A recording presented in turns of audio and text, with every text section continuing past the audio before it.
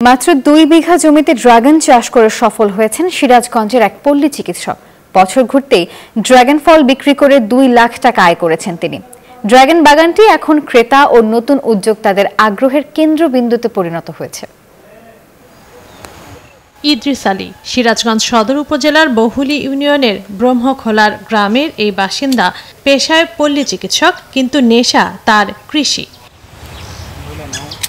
এরই ধারাবাহিকতায় একসময় ড্রাগন চাষের নেশায় পড়ে যান ইদ্রিস আলী। 1.5 থেকে 2 বছর বিভিন্ন উদ্যোক্তার কাজ ও ইন্টারনেট ঘেঁটে শুরু করেন উন্নত জাতের বাউ 3 জাতের ড্রাগন চাষ।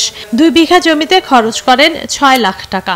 1 বছরেই ড্রাগন ফল বিক্রি করে তিনি আয় করেছেন 2 লাখ টাকা। আজকে পর্যন্ত 4 লাখ প্লাস ফল বিক্রি হয়েছে। আশা করতেছি ইনশাআল্লাহ 5 লাখ প্লাস ফল বিক্রি হবে। আর একটানা 8 মাস ফল পাওয়া যায়। এই যে দীর্ঘদিন ফল পাওয়া যায়, এর কারণে লাভের পরিমাণটা একটু বাড়ে। ইদ্রিসের দেখানো পথে হাঁটছেন জেলার অনেক কৃষক। কম খরচ ও পরিশ্রমে লাভের অঙ্ক বেশি হওয়ায় ড্রাগন চাষে আগ্রহী হয়ে উঠেছেন তারা।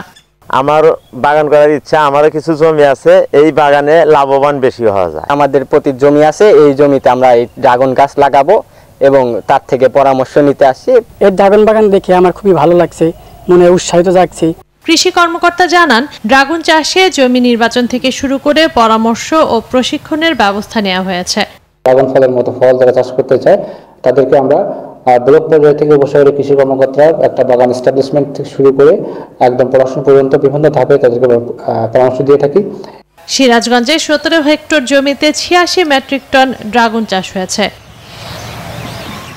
Desk report, news 24।